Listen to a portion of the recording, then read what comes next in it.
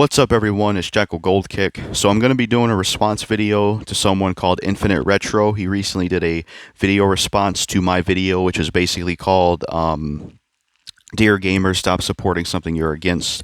That's a video I put out recently today, and Infinite Retro did a response video to it, and it was a good response video. I watched it. I'm gonna do a response to it. I would do like a commentary, but I don't know how to do that. Like some people do commentary response videos on their computer, and they'll record their face and they have the video in the corner. I don't really know how to do that the right way, so I'm just gonna try to do a response video and try to remember everything he mostly said and add some extra stuff. So this will be a response video to Infinite Retro. Shout out to you, man. Thanks for doing a response video and thanks for leaving the link. I appreciate it. It's hard to make it on YouTube. I've been at YouTube since like mid 2013. I've been trying to get success on YouTube, so this stuff definitely helps. So I appreciate it. Shout out to you. It was a good response video. Even before the response video came out, I actually checked out another video by this guy. It was a news video, and this one news video he did was pretty good. He had a refreshing style. A lot of news channels I don't really care for, but I feel like he was one of the better ones I've seen because he was more entertaining and he was more of a genuine person. I could tell. Usually the independent YouTubers like him and others are more genuine than the big ones. So yeah, shout out to Infinite Retro. I'll leave a link in the description to the video he made about me. That was a response video. It was a positive response video. He liked my video. He basically did a response video, talk about some stuff. So I'm going to respond to his video, which was a response to my video. Links in the description if you want to go watch it. Cool guy. It was a cool video. I'm going to respond to it. So basically what he said in the video is he agreed with me and it was a good video. And he basically talked about some things. He basically said that, he thinks that, he thinks that like talking on social media and talking about problems and giving flack about things you have an issue with in the industry, he thinks that can help more than voting with the wallet. He also talked about Windows Live and Epic Game Store. He said that Epic Game Store and Windows Live were services that had some pushback. And while Epic Game Store is still up, I think he was basically saying that people on PC could boycott a game and not buy it in Epic Game Store, just buy it on Steam to send a message. And he says that's something he does, which is very true. And then with Windows Live, I actually knew about Windows Live before, but I actually never knew why Windows Live got shut down. I haven't done response videos in a while, so sorry if this is a mess, but I'm going to try to do it. But I never knew much about Windows Live. I knew it existed, but I actually never knew why it was a failure. So it was cool to learn from this guy's video and what happened in Windows Live. He basically said that Windows Live was like a store that Microsoft had, and it failed because Microsoft was basically trying to charge people to play online, and that's why it failed. And that worked due to people, speaking out against it, and that's very true. That's something he talked about. He also mentioned PlayStation Plus and Xbox Gold and how they're bullshit because you got to pay to play online, which I agree with that. PlayStation Plus and Xbox Live Gold are stupid. It's like paying to play online. What kind of shit is that? So yeah, he's definitely right about that. He's definitely right about that for sure. That's a good thing he mentioned. Some other stuff he mentioned in the video I'm trying to remember is he mentioned how gamers are like crack addicts. It's even in the thumbnail of his video. Which is very true. He mentions that, these like, because we're on the same subject of basically if you haven't seen the video, what I talked about in my video was, it was basically a message video where I was talking about how some gamers will talk about issues they have in the industry, but they'll still support games, and then games afterwards that still have those issues. And that's what the video was about. And he pretty much responded to that in this video I'm responding to. And he basically said that, he thinks that gamers, like some gamers that do this, are like crack addicts. They can't move on from these games. They still have to get them, even though they have these issues with them. And I think that's very true. It's a very true point. It's a very true thing, and I think it definitely makes sense. So that's something he said in this video that I agree with. And what he was basically saying overall is that voting with the wallet. I think he said voting with the wallet can help, but he said that speaking out against a game or saying something online and having flack towards it, like negative reviews, and talking about issues on social media or like refunds and stuff, that helps more than voting with the wallet. Now, I sort of agree with that. I'm kind of mixed on the voting with the wallet. Like basically, what I mean by mixed is I think a combination of both can help. Like voting with your wallet while also speaking out about something. I think both of those can really help. They helped against Xbox One. Xbox One back in 2013, it had a bunch of bullshit that people didn't like. People not only had tons of backlash towards it, but they said, I'm not going to buy it. A lot of people chose PS4. So both of those things really helped. And I think both things can really help. Like, let's say there's a game coming out that has some bullshit people don't like. If a lot of people not only speak out about it, but they also don't buy the game, that really helps and sends the message to the game company that we don't want this. And I think the point I was trying to get across in my video is kind of, I think the point I was trying to get across in my video is like still buying a game that you have issues with. You're still kind of sending a message to the developer that you're okay with this, even if you said something about it. That's kind of what I was saying, because there is something I'm going to get into in this video when I can. But yeah, I think both things can help, but I do agree with him somewhat that the speaking out against it and talking about it online, that can really do something, and it has done stuff, and he made good points where he's basically saying how there's a lot of games that have like some business practices that are bad, or a game that's buggy and broken. He says that people have spoken about it online or gotten refunds or left negative reviews and talked about it online, and the developers and publishers would address it, or they would take something out, whatever the case may be, and that's very true. That's very true what he said. And then what I want to expand upon, I wish I would have expanded upon this in my video about the, dear gamers, why do you still buy stuff you are against, or something like that. That's what the video was called. And something I wish I would have expanded upon in that video that I didn't is DLC and patches. And this is something I want to try to hopefully explain the right way to Infinite Retro and anybody else watching. So, to expand upon the DLC and patches thing, because like I said, he had a good response video. We're mostly on the same agreement here. I pretty much agree with him that, voting with a wallet, but also speaking out online helps, and it can cause them to fix the game or release an update and address issues, and it can cause for, business practices to be taken care of, or like how he mentioned Shadow of Mordor got its loot boxes taken out due to backlash, and that stuff is true. But something I want to further expand upon is DLC and patches. And no, I should include more than that. Something I should expand upon is DLC, microtransactions, loot boxes. Basically, DLC, microtransactions, loot boxes, I'm going to group all that together. So DLC and patches, I want to expand upon something in this video, and I wish I would have in that video. So hopefully I can get this point across. So the problem I see with DLC and patches is, while it's true that, game companies, and, the issue with broken games is, while it is true that game companies address, issues with patches, or they might take something out of a game that's a business practice people don't like, while it is true that happens, I think the big problem with DLC and patches, the problem I have, and there's a YouTuber I know of by the name of Gamerant. Shout out to him, Infinite Retro, if you're watching. I recommend looking into him. He makes similar videos about this stuff, where basically his whole channel is revolved around talking about problems in the game industry, and that's something he does. So you might like his videos, check him out. But Gamerant had this mindset, and because I watched Gamerant, it allowed me to see his mindset, and now see, because this is something that Gamerant said, and this was a mindset of his, and now it's sort of my mindset. Now I really see the problem with DLC and patches, and it's something that Gamerant said. And before I found his channel, I never saw it from this perspective. So I'm going to try to bring the point home and really explain this. So, and this is from Gamerant, and this is what I think now as well. So I think the big problem with DLC and patches, when I talk about DLC, I'm talking about all kinds of business practice, loot boxes, all that. So I'm just going to group it all together. DLC and patches. I think the biggest problem with DLC and patches, and the problem I have, is they make video games incomplete and also broken.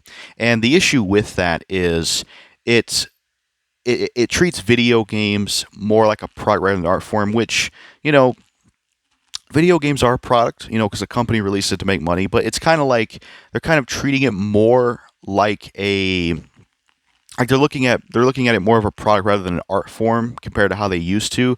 Because like I said, the biggest problem with DLC and patches, like the biggest issue with DLC and patches and why they aren't good, why I have an issue with them, is the biggest problem with DLC and patches and why they're really bad for gaming is they make video games incomplete and broken. And they also make video games incomplete and broken for years to come, and they make video games incomplete and broken for the future generations after us. So people that are born after us, and future generations after us, and even the future generations after that future generation, a lot of these video games they're going to go back and try to play, they're not going to be able to get a complete experience like we did growing up. Because you said you were an older guy, so when I say like we did growing up, like PS2 generation, N64, SNES, those kind of consoles, in those generations growing up, we got to play complete game experiences where it was the entire game. And we got to experience it from start to finish.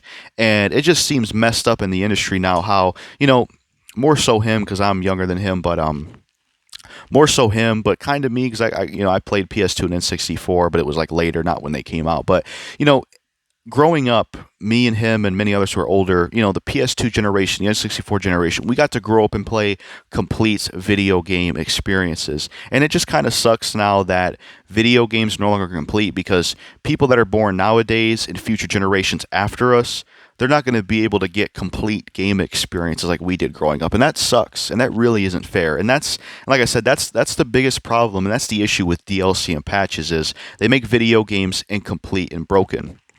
And I'll try to explain this. So when it comes to DLC, microtransactions, loot boxes, all that stuff, the reason they are not good for gaming and why they make games incomplete is DLC and all that stuff. It's on a store, So the Xbox 360, the PlayStation 3, the PlayStation 4, the Xbox One, Series X, all those consoles that have online stores and DLC and stuff. The problem with that is eventually when the 360 and PS3 and PS4 and all these consoles, eventually when it happens one day and the servers go down, you won't be able to access the DLC or any of the microtransactions anymore. And basically what's going to happen is all those games that were released on those consoles, they're going to become incomplete unless they had a Game of the Year edition or unless somehow emulation on PC or some way can bring it back. I don't know.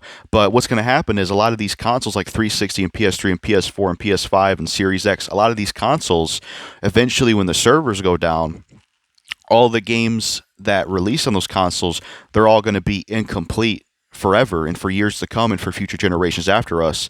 And they're going to be incomplete game experiences for future generations after us because it had DLC and microtransactions and content separate from the game released on a store. So that's the problem with DLC and that side of things is it makes the game incomplete because once the servers go down one day, a lot of these games are just going to be incomplete and you're not going to be able to have access to any of this DLC stuff. So the games are going to be just incomplete. So not only the game's going to be an incomplete experience for years to come and for future generations after us, and they're not going to be able to have a complete experience like we did growing up where we got all the content in the game, whereas now there's DLC and stuff, it makes the game incomplete. But the other thing I'll talk about is patches. The problem with patches is it makes games broken. Now, admittedly, there are some games that, even without their patches, they can be somewhat playable. Some are worse than others. Kind of a case-by-case basis where some games have issues with their playable. Some games are worse than others and really need updates. Some games are fine with other updates but still have issues. So it's kind of a case-by-case basis. But the problem with patches and updates is they make games broken are just really flawed for the most part. And just like DLC, patches and updates are on an online service, and they're on the online service for these consoles. And the only way you can get these patches and updates is by getting on the internet for like the PS3, the 360, and all these consoles. And once the servers go down for like, when I talk about 7th and 8th gen, I'm talking about PS3, PS4. So the problem here is the consoles in the 7th gen, the 8th generation, and this generation we're in, eventually when these consoles servers go offline one day, you won't be able to get the updates and patches anymore for these games, which means that these games are going to be broken or just very flawed and not working experiences for years to come, forever, and for future generations after us. Like I'll try to give an example, like Halo Infinite, for example. You mentioned Halo Infinite, said you're enjoying the game. Like with Halo Infinite, for example. I talked about this in another video, but the problem with like Halo Infinite, for example, how it's like adding co-op and Forged Online. The problem with that is not so much that they'll eventually add co-op and Forged Online, yeah, but the problem with Halo Infinite is because they're releasing it, but then they're going to release co-op and Forge down the line unless they continuously keep up backwards compatibility forever, or unless they re-release Halo Infinite in a collection, including co-op and Forge on the disc. Is the problem with the way they're releasing Halo Infinite is because they're releasing Halo Infinite and then they're just going to release co-op and Forge down the line in an update. The problem with that is they are releasing that game incomplete. So when the servers eventually go down, future generations after us, they're not going to be able to experience that stuff since it was an update. So if someone years down the line goes back and plays Halo Infinite and the servers are no longer supported, they're not going to be able to, let's say, maybe play the campaign co-op with someone because they added the co-op and stuff later on. And this has happened already. Like, for example, Marvel Ultimate Alliance 2 is a game I have for the Xbox 360. That game had DLC. It had DLC characters. And that game, you can no longer get the DLC characters. It's gone forever because I think what happened is Activision lost a license, and the DLC for that game is gone. You can't get it anymore. So I have an incomplete game now. My Marvel's Alliance 2, I can play it, but it's pretty much incomplete, and it's missing content, especially when one of the DLC characters was Black Panther, who's already in the game. Activision's a scumbag for that stuff. We all know Activision, the bullshit they pull, but that's an example of what I'm talking about. And it's already happened. Marvel Ultimate Alliance 2, that game is incomplete now. The DLC's missing. Whereas if they would have put those DLC characters they probably already had planned, if they would have just put it in the game, it would be a complete experience forever. Whereas now, in the 360 servers are still up, and this is already happening. Marvel Ultimate Alliance 2, that's a game that's incomplete and is suffering from what I'm talking about, where it's incomplete now. It's missing that content forever, and I have an incomplete game pretty much. And that's what's going to happen to all these games, like on the Xbox 360, the PlayStation 3, the PS4, the PS5, the Series X, Xbox One, all those consoles and all the games that came out on those systems, eventually, for years to come and for future generations after us, as well as future generations after them and time, on, is all those games on 7th, 8th, and 9th gen, they're all eventually going to be incomplete and broken, or if not broken, very flawed once the servers go down and once you can't get the patches and DLC anymore. So that's basically the problem and the big issue with DLC and patches. So I hope I explained that perspective. I hope I got the point across. Sorry if I didn't, but I hope I got that point across. So it was a good response video, Infinite Retro. I liked it, like what you had to say. We're pretty much on the same ground, but I wanted to bring this perspective forward because I definitely didn't expand upon that enough in the video. But yeah, that's the problem with DLC and patches on microtransactions loot boxes is they make video games incomplete and broken, or possibly flawed if they incompletely broken. Because, like I said, patches and DLC, you can only get that stuff as long as the servers are up. And eventually, when they do shut the servers down, which will happen, when they eventually do shut the servers down for a lot of these consoles, you won't be able to get the DLC or patches anymore, which means the game will possibly be broken or really flawed because you won't be able to get the updates anymore, and the game will be incomplete and missing content so that you can't get the DLC and stuff anymore. And that's the big problem with DLC and patches. They make games incomplete and broken, and if not broken, possibly flawed. And not only is that an issue for video games, since video games are supposed to be an art form, but the big problem with that is think about the people after us. Think about the future generations after us that are going to get into video games and that are going to go back to play these games. They're going to have incomplete and broken experiences, because they weren't able to get the DLC and patches. That's the problem with DLC and patches. They make video games incomplete and broken. And another thing I want to say is it is true, Infinite Retro, that, like I said, they address issues with patches. And that they might sometimes take out some business practice from getting people to like. But the problem is, even with that, the problem is that they keep doing it. That's the problem, I think, is that they keep doing it, like game after game. They keep doing it despite people having issue with it. They keep doing it, and that's where I said the voting with a wallet thing comes in, because there's a lot of domino effects of bad things in the gaming industry that we saw. I'll try to explain it. Like domino effect, like for example, No Man's Sky. That game started a negative thing that's happening now in gaming from what I saw. And this is something that Gamer Rant talked about, where No Man's Sky, it was a game that the developers promised certain features, and when No Man's Sky came out, it had features that were missing, and the game, it had kind of basically what we had in our live service. No Man's Sky had this like update process where they slowly updated No Man's Sky and made it to the game that it was supposed to be at launch. And the problem with that is a domino effect arises from that, where a lot of gamers had this mindset of No Man's Sky saying, well, since No Man's Sky is the game that it should have been now and they fix it with updates, it's good now. And the problem with that mindset, as well as how No Man's Sky still got supported and sold well, is it caused a domino effect where, because the game was supported and sold well, and because people had that mindset of, well, this game is good now because it's fixed, that sends a message to all the other people in the game industry that, hey, Hello Games, they pulled all this stuff with No Man's Sky. People still bought the game, and it looks like they were okay with the game as long as it got fixed eventually. What's stopping us from doing the exact same thing? It's kind of the same thing with like it's kind of the same thing, I guess, with I don't know, I can't think of an example, but that's sort of the domino effect I'm talking about, where a developer did something, and even though it maybe had some flack, the game still sold well, and that domino effect has led to Fallout 76, Anthem, and then it led to those kind of games where they pretty much followed the same thing No Man's Sky did, and the reason they did is because No Man's Sky was supported, and we had some gamers being fine with the game being released in a I don't know if it was buggy, but it was like missing content, and that sent a message to all game companies that we can do this, as well as other issues in the industry. And that's why we had Fallout 76, that's why we had Anthem, especially Fallout 76. That game's going for the roadmap approach, where they'll release it fucked up at launch, and then they'll slowly make it the game it should have been, update by update by update. And the reason they're doing that is because they saw Hello Games still get their No Man's Sky game supported despite the bullshit they did, and they seen some gamers be okay with that by saying, well, it's a good game now, it's the game it should have been now because it was fixed for an update. And the problem with that mindset and supporting something like No Man's Sky is it causes like a domino effect. It's also kind of the same thing with Halo Infinite, for example.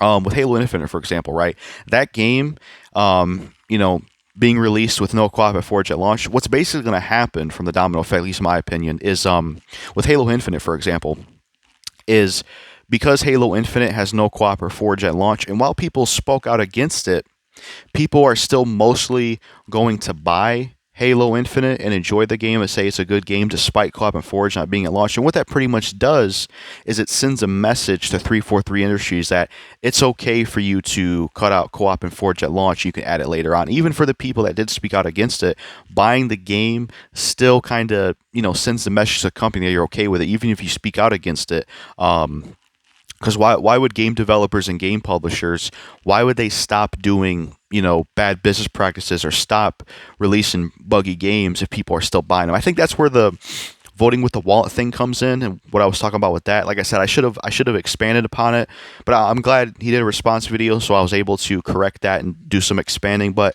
the thing I was talking about with voting with your wallet is that it's not so much that side that you were talking about with addressing issues of games. It's more so getting rid of this stuff like DLC patches, microtransactions, loot boxes.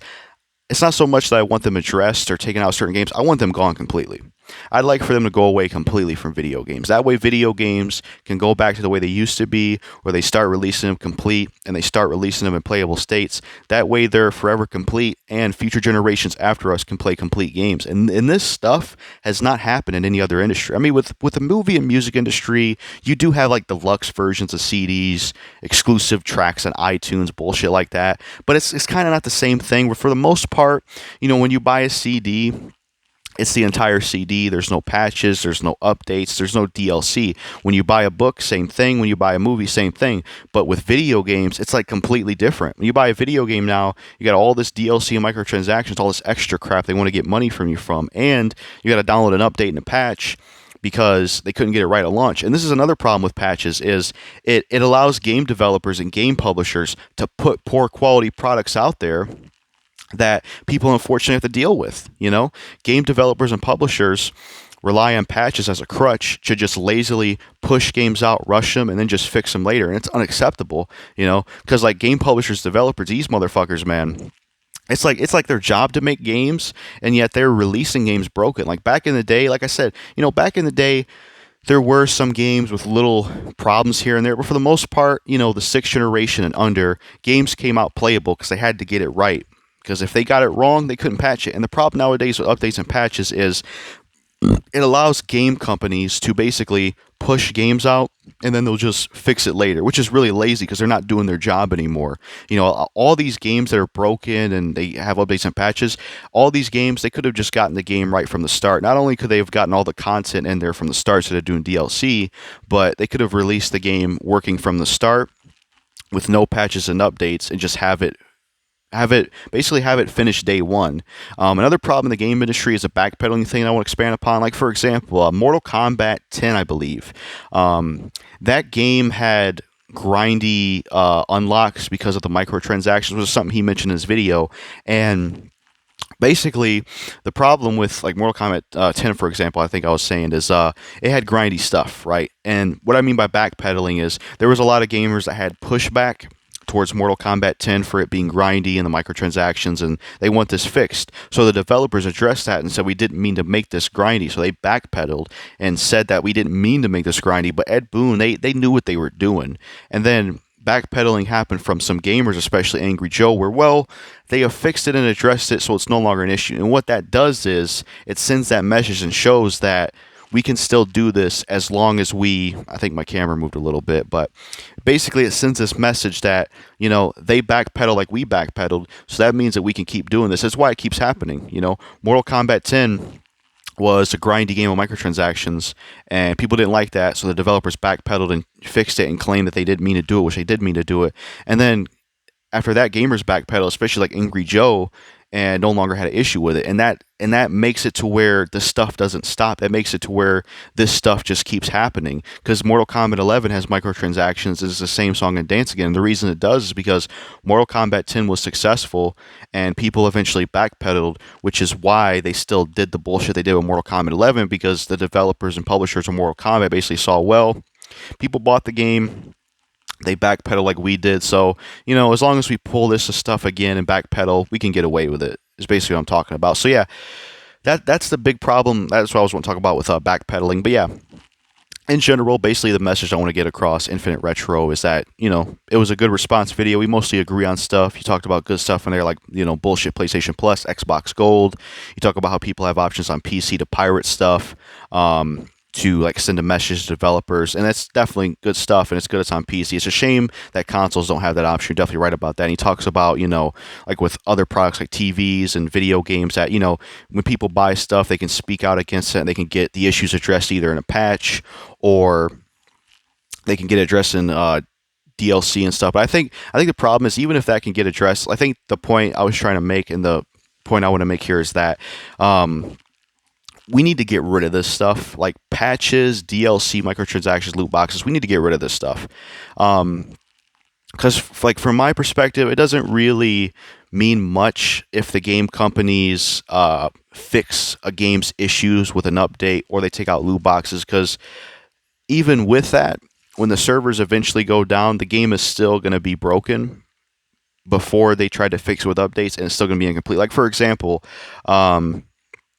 what's a game I could use as a good example? Dynasty Warriors 9.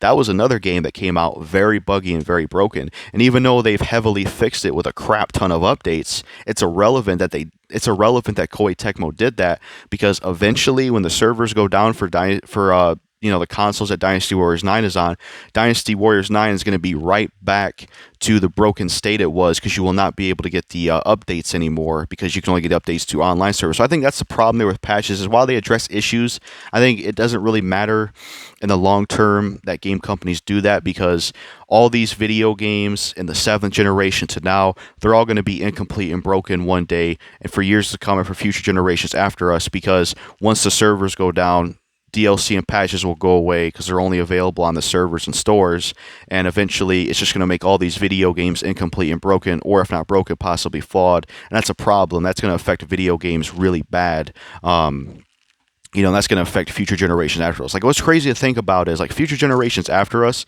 let's say someone picks up a PlayStation 2, and then they pick up like a PlayStation 5. Every game they buy for the PlayStation 2, even years later, like let's say someone's born in, well, I don't know, maybe the PS2s will all be broken by then, and there is emulation, but let's just say hypothetically, someone's born in the year like 2500, or let's say someone's born in the year 3000. They buy a PS2 and then they buy a PS5. Here's the crazy thing.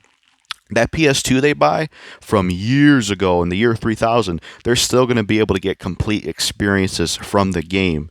Whereas the PS5, when they buy that in the year 3000 or whatever, for way after us, way after we're gone, or way after when they're born, future generations after us, when they buy that PS5, and by that time the servers will long be gone. When they buy that PS5, they're not going to have complete game experiences. That's just crazy to think about, that something like the PS2 had complete game experiences, and then something like PS5, people are not going to be able to have complete game experience. So that's really all I want to say overall, but it was a good response video. I hope I kind of mostly addressed, responded to everything he said in his video. It was a good video. I like what he had to say in it. He had some good stuff to talk about, like PlayStation Plus, the Xbox Gold, Windows Live, Epic Game Store, and the stuff they do. I also agree with him about exclusives. He mentioned in his video that he doesn't like exclusives unless it's first party. I definitely agree with that. I think first party is the only acceptable one where they or they build a company in-house and have them make games, but third-party exclusives are bullshit. I definitely agree with that. Third-party exclusives are fucked up. I hate third-party exclusives because, like you said, it only helps the developer and the console maker. It screws over gamers because people on certain platforms are just not going to be able to play it. I would also say, actually, in a way, it kind of maybe does hurt the developer in a way because, like, for example, like Spider-Man PS4 Insomniac, who isn't like first party, they would have that Spider-Man game they would have sold way more and made way more money if they were able to put it on Xbox and PC and Switch. But because they only had it on PlayStation, their sales are limited. Because if it wasn't an exclusive, they would have sold more. So it also kind of hurts developers too, I would say, because their sales are going to be limited by the people that are only on that platform. So I definitely agree with the exclusives thing and them being bad. And I agree with him about PlayStation Plus and Xbox Live being bullshit. Definitely agree about the Microsoft Live being bullshit and it being a good thing that people spoke out against it. Agree with him about Epic Game Store. And mostly agree with him on, talking about something on social media and venting against it working. But it's kind of like I agree with it, but then I feel like both work. Like voting with your wallet while also speaking out against it helps. And like I said, the reason I say that is because DLC and patches need to go away because they make games incomplete and broken. Eventually, when servers go down for years to come, or for future generations after us, that will not be able to get complete game experiences due to DLC and patches being on servers. And that happening is the combination of the two. Where if, like, let's say a new game comes out and has DLC and patches, if multiple people spoke out against it and they boycotted the game, that would send a message to that developer and a lot of other developers that we do not want this kind of stuff in the game industry and we will not accept this, Because I feel like with speaking out against it, like I think speaking out against it doesn't really help in terms of getting rid of DLC and patches. Like the end goal of getting rid of DLC and patches and having them gone forever so they don't make games incomplete and broken anymore is speaking out against it doesn't really help. It may do temporary things like update a game and fix a problem, or they take loot boxes out, but speaking out against and making rant videos and stuff, that doesn't really help get rid of DLC and patches. And I think boycotting would help more, or help with that, with getting rid of DLC and patches, because not only if people spoke out against DLC and patches in the game industry, but they also boycotted the said game they were also ranting against, that would really send a message to game companies that, hey, let's not do this anymore. Because the reason, even if it's addressed or talking about online, the reason game companies are still having DLC and loot boxes and still releasing buggy games is because the games are still supported and still bought by people. That's why this stuff still happens. So speaking out can be a part of that, but if people would not only speak out but also boycott, it would really send that message home that, hey, they don't want this stuff, period. Let's not do it anymore. And that's the problem with DLC and patches, is it still happens. It's still in games, so yeah, that's my response video overall to Infinite Retro. I hope I got the point across. I hope I addressed everything in your video. If I didn't, I apologize. Might have been better. Might have been a better video for me if I could do the commentary the right way and have the video in the corner. But I don't know how to do that. But it was a good video. I like the stuff you had to say in it. Thanks for the video. Thanks for the shout out and the link, man. You have a cool channel. I liked your news video. I subscribed to you. I appreciate you giving the shout out. Agree with your video for the most part. Like your response video, and I just wanted to do a response video as well. Apparently someone I know sent the video to you, because I was actually wondering how he found the video. In Infinite Retro, I can't remember what it was, but I actually did come across your channel a few times in the past. I didn't click on the videos, but I actually did, and that's not any ill intent towards you, or it wasn't anything against you, but sometimes you'll be browsing on YouTube and you'll see certain channels. I didn't have anything against you, why I didn't click it. It's just sometimes you'll be browsing on YouTube and you won't click on certain videos is all. I actually came across your channel before a few times. I remember seeing your face with certain videos I look up, so it's kind of interesting that you saw my video and did a response. And it's kind of crazy that someone I know knew who you were and sent the video to you. That's pretty cool. So yeah, shout out to Infinite Retro. Go check his channel out. He's got some good videos. And as for the podcast ideas that he had towards the end of his video, those are some good stuff. the podcast ideas you had, those were pretty cool. I wouldn't mind being a part of it and doing some live stuff and podcast stuff. I'd be up for it. I'd be open to that kind of stuff. I would just make sure I'd have to get the certain schedule and stuff set. Because the thing with me is like live videos and podcasts is there's certain people I live with that I wouldn't want them on camera. Like I live with family, so I don't feel comfortable with having family or anything like that on camera. So if I was to do something live or podcast, like I want to make sure that I'm going to be able to be alone and nothing like that will happen. So that's the only thing with live and podcast. But I would definitely be up for that. So yeah, shout out to Infinite Retro. Hope I got the point across and said what I needed to say. You had a good video, and I agree with the stuff you were saying mostly, and I like what you had to say about all the stuff. And gamers are definitely like crack addicts. It definitely is like a love-hate relationship. I agree with that. It's like a love-hate relationship with these video games because you like the series, you like video games, but you also hate the bullshit they pull. So it's kind of like a tug-of-war type thing.